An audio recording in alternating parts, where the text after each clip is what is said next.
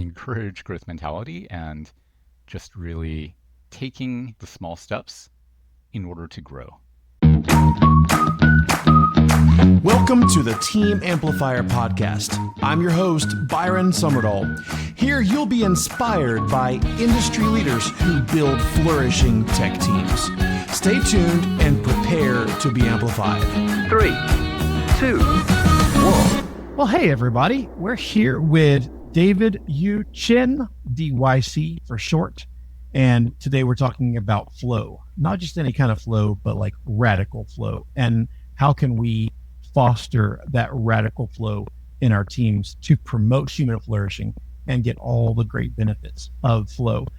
So today I'm just blessed to be with David, wealth of knowledge. And so I want to give him a chance to introduce himself. David, I know, is a fractional CTO. He's got lots of experience in applied AI. He spent 15 years in Google in either technical leadership or in management.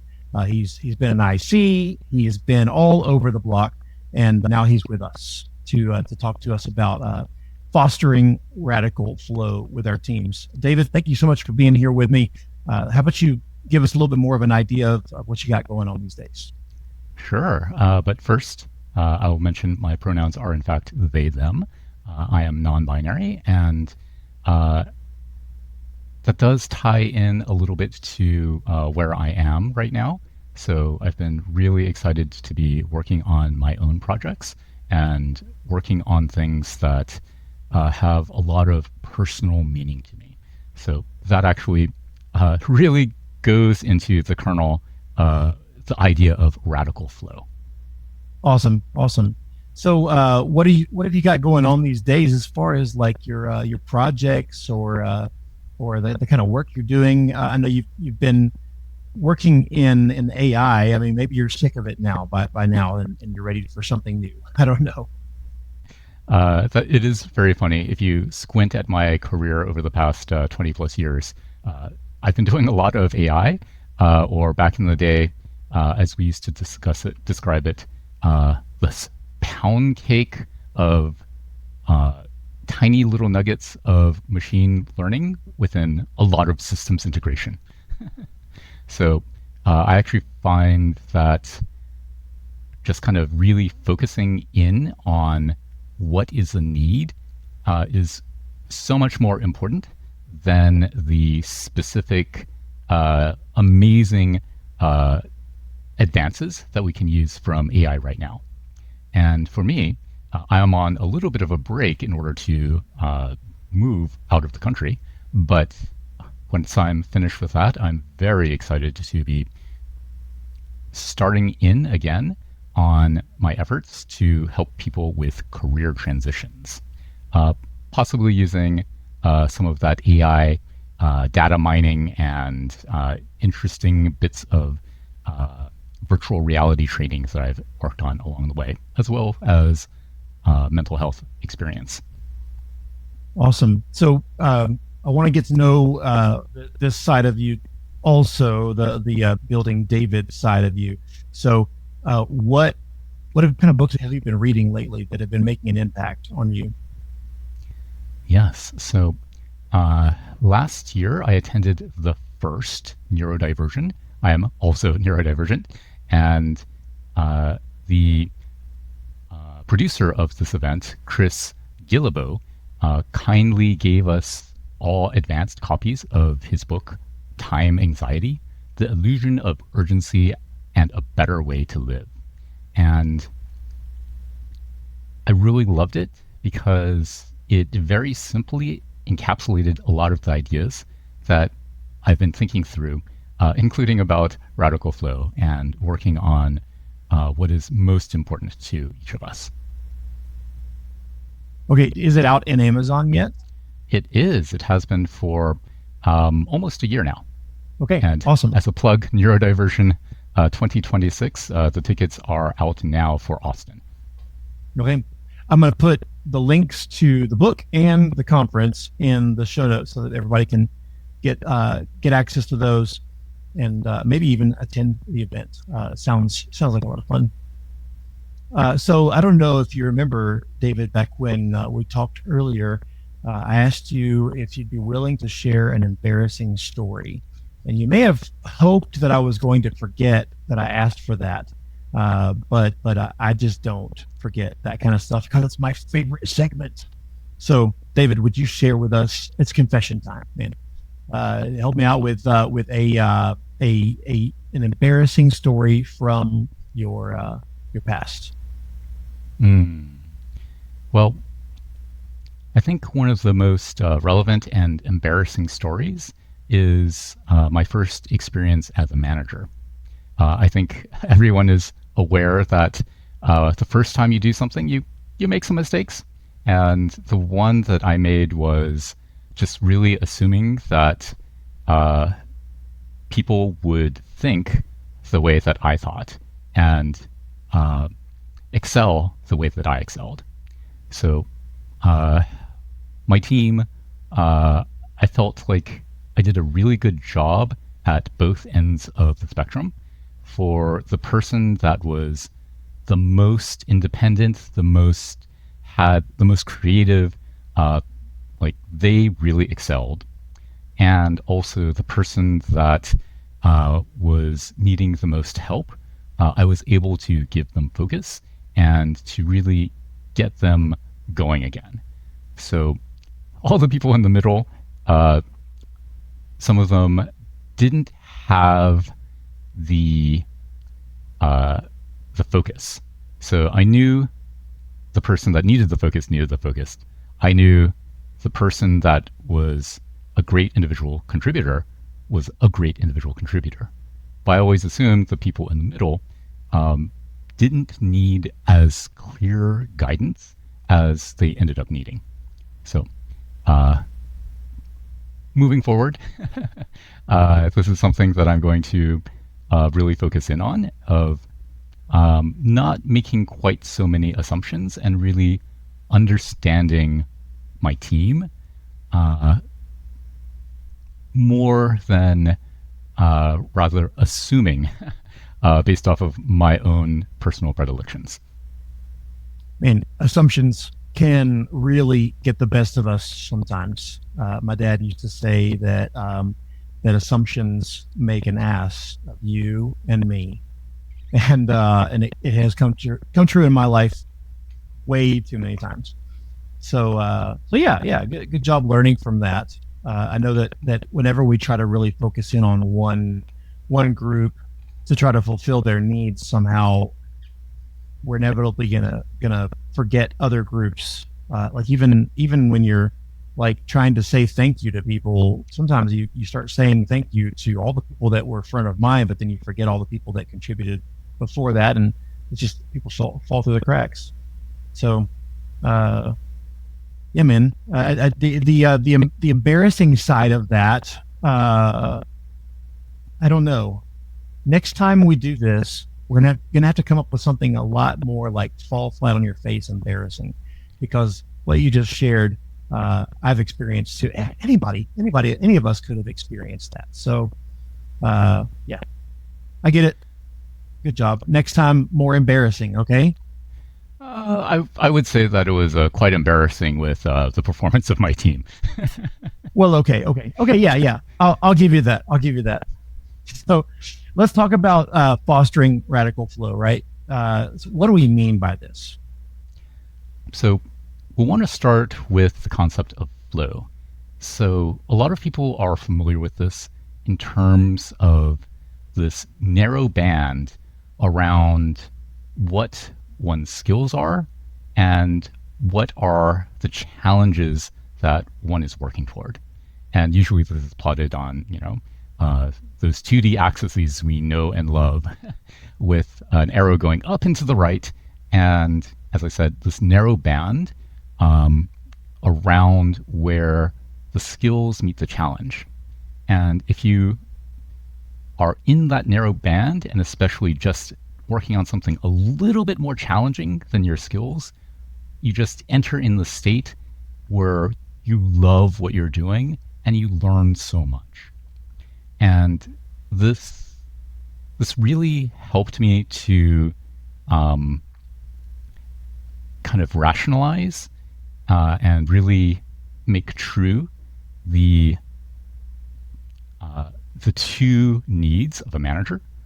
One, to care for the team, which is what is kind of the mantras that everyone says, and also the need to get shit done, which is what a lot of managers, in fact, are actually paid for and incentivized to do. So by helping our reports to our teams to work on what is at the peak of their skills, you get both the team working, the individuals working, and getting the most out of their work, in addition to getting all that everything done. So now, what if we were to unpack the concept of flow just a little bit? I know that this is kind of a popular thing. I mean, we in this industry, we talk about flow a lot, especially with software developers. Like, leave the software developers alone. We don't want to get them off track. We want them to stay in flow state. But like, tell me more about what your definition of flow is and how it interacts with what we're talking about. Sure. So, in addition to enjoying software engineering, I really love video games, and I've been playing them all my life, and they're designed to enhance flow. They're designed to make things just a little bit more difficult, so you get the payoff of learning and growing and getting into this timeless state where it just feels amazing for everything that you're able to do. And when you look at the clock, oh, wait, several hours have passed. And another example of this in a different field is in athletics. And there have been just a very few times that this has happened to me, where the one time I did precision race car driving training, just everything snapped into place and everything just went super smoothly as I was driving across the course. And I actually ended up getting a better time than all the more experienced people that I was also performing, doing the training with. So for all of you that are athletes, you know what I'm talking about, like getting in the zone. So, yeah, and that's very similar to what I've experienced myself as a developer, and also, I would love to help other people get there and get there faster and enjoy that more often. So how can I and other leaders help to foster flow? And then also, of course, I want to dig into what we mean by radical flow. So really understanding our team as individuals and what are their motivations, what are the problems that they faced in the past, even all the way back to their childhood, understanding how might these come into their work behavior, especially when they're under stress, when all of those things kind of bubble up. Yeah, let's hear it. I'm very curious about how we can try to foster this. Well, the first thing is always understanding, and because people aren't comfortable, especially when you get your team for the first time, that you're assembling the team at the first time. One of the best ways of doing this is to find out from them what are their strengths. And knowing what their strengths are, you can imagine what they might be using those strengths to overcompensate in. And often the things that they are justifiably quite proud of for their strengths, whenever they are make a mistake in those strengths, those might actually be the places when these people, and myself included, all of us, react the most, trying to think of the word, inappropriately when we realize that we are wrong, or that we fight to prove to ourselves that we in fact have been right all along, even if we have not. Especially when it is questionable if one approach, your approach, is the approach of the team members, if it could actually go either way. So that's kind of the one way of kind of understanding kind of what are these underlying needs. Another one is just kind of finding out from them what are the things that they'd like better than their previous team or their previous project, because they'll tell you exactly where they perceive things went wrong, and tell you ways that they could use help. And finally, over time, during one-on-ones and such, being vulnerable and sharing, oh yes, that makes sense. I've actually felt this way before. I've had this mistake. I want to do better this way. That vulnerability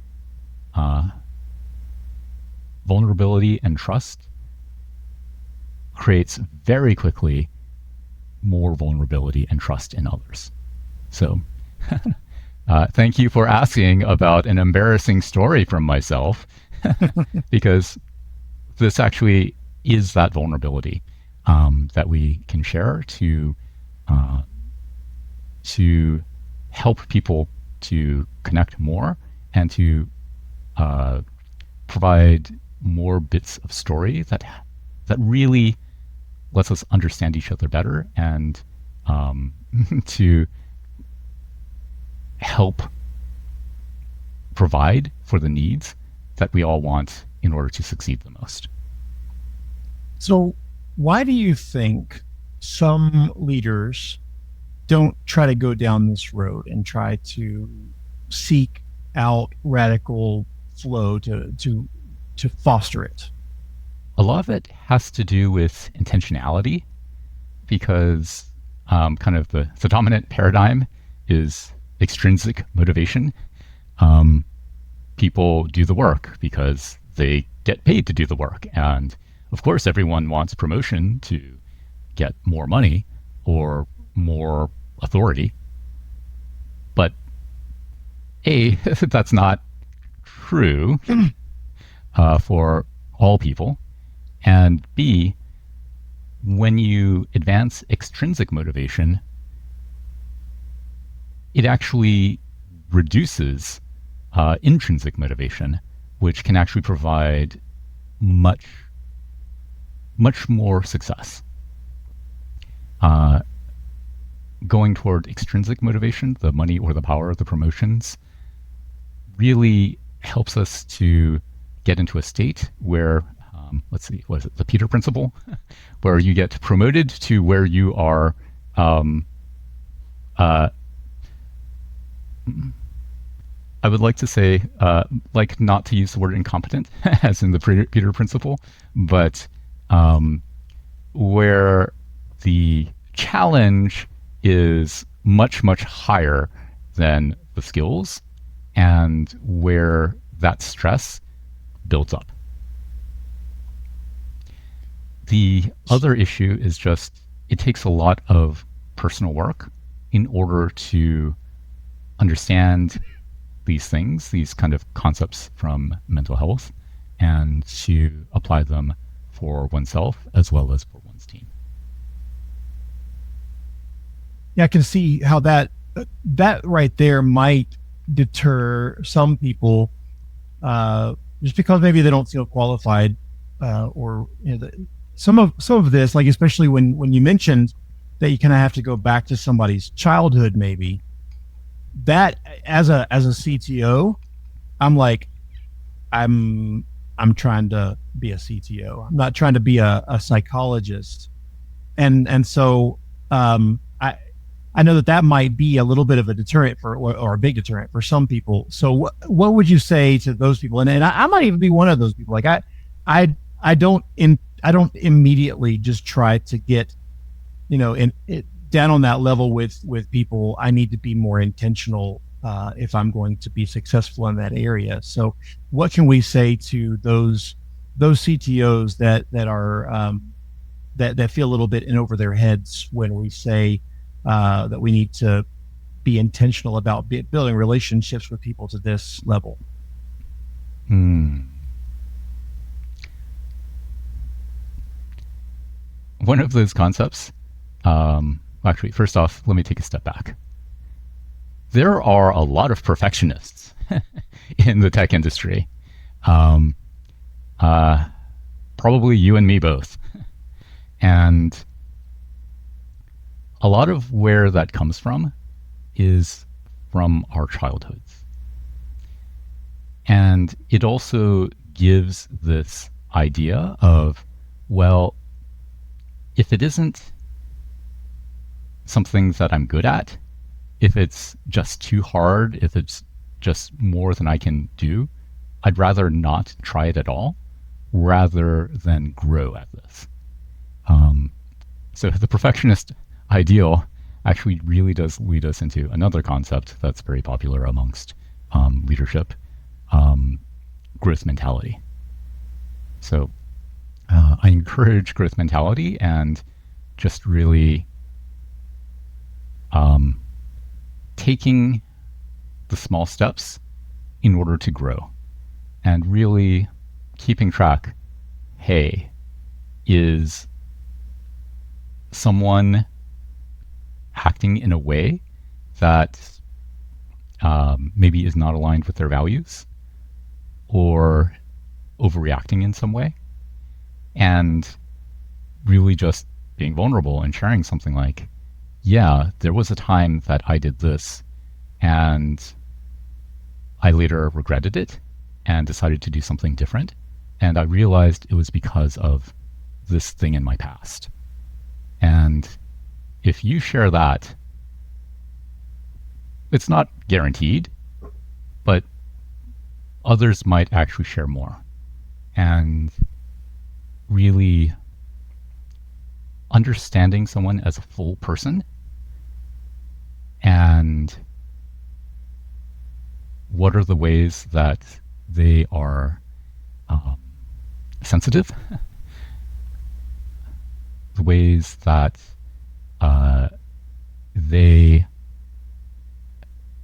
like what is their, where do they fit the best into a particular project with all of their strengths and all of the places where they have challenges. That really gets into doing the best by that report and for the project. So what you just described, it doesn't seem like you need like a psychology degree. It just seems like you're describing just trying to be a regular human being that cares about other human beings. Exactly. So yeah, I can hang with that. Not too difficult. So let's assume I would consider myself a little bit farther along with trying to love human beings. So don't think I'm starting today. I'm always working on this, so I can't say that I've arrived either. But let's just imagine that said that I or somebody from our audience is like, yeah, this is something I really need to do.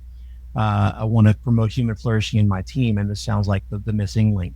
So, what can you tell us from your experience that like, hey, you're going to find this down the road. You're going to find these pitfalls. You're going to make these mistakes.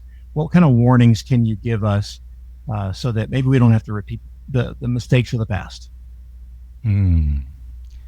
Well, I think I already gave hints about the first mistake. Assumptions, right? Yes.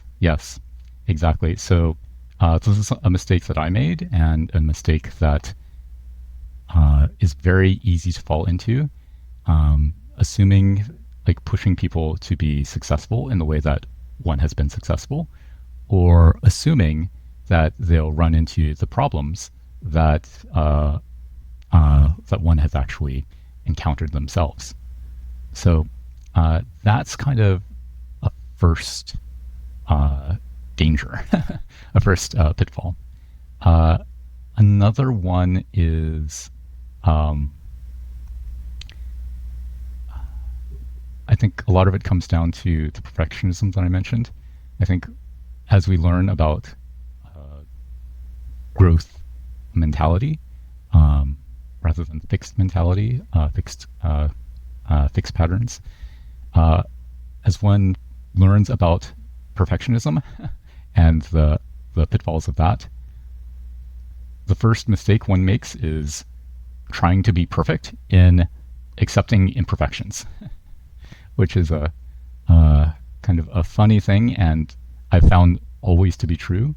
And this is something both in terms of what a leader might need for themselves, as well as what reports that you're developing and helping in their growth. And remember, we're trying to develop growth.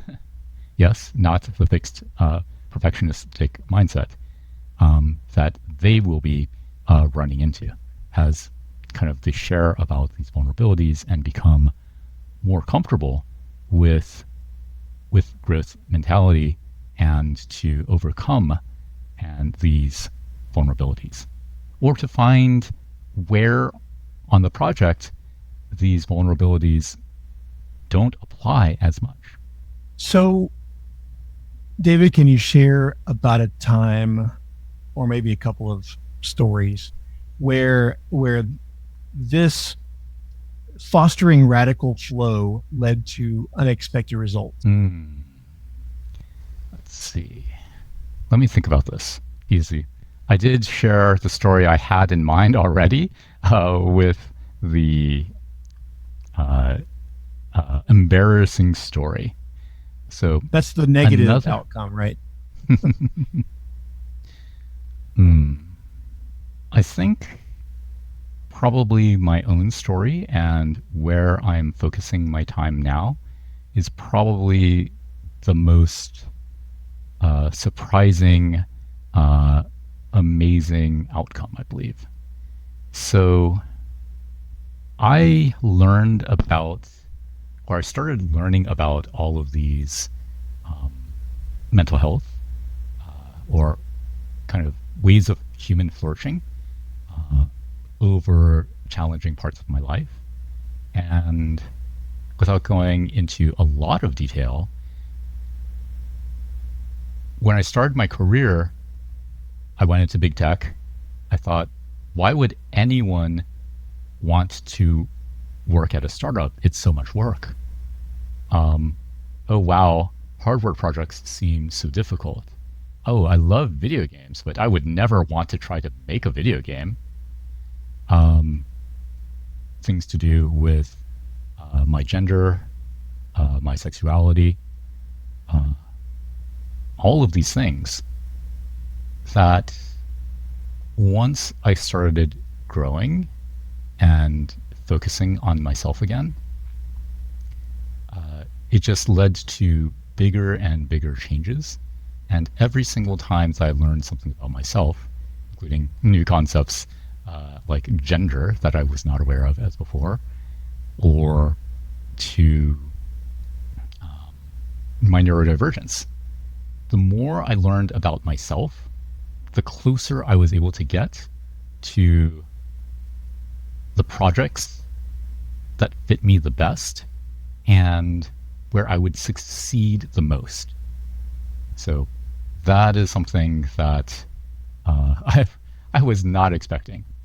And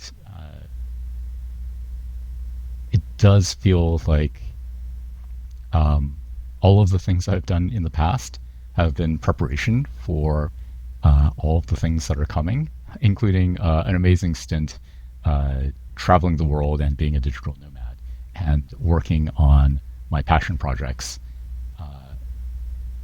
on the road. Awesome. Well, David, how can people connect with you? Yes. So I'm available both as a fractional CTO, especially for people that want to really develop their teams, as well as an executive advisor, an executive coach. And as you can tell, I've done the work and I know quite a bit around not just kind of the technical work, the productive work, but also around things like relationships. So that was one of the unexpected ways that my path has grown. So look at me, find me on LinkedIn. I'm the one in the top hat, or go to my coaching website, bravepotential.com. Awesome. All right, we're going to put links to those in the show notes, and that way people can reach out to you and connect. David, thank you so much for being with me in this conversation. Wealth of knowledge, of course, and can't wait for the next conversation, man. Thank you. Thank you so much. Bye. This has been another episode of the Team Amplifier podcast. Thanks for joining us. Now, get out there and be a team amplifier.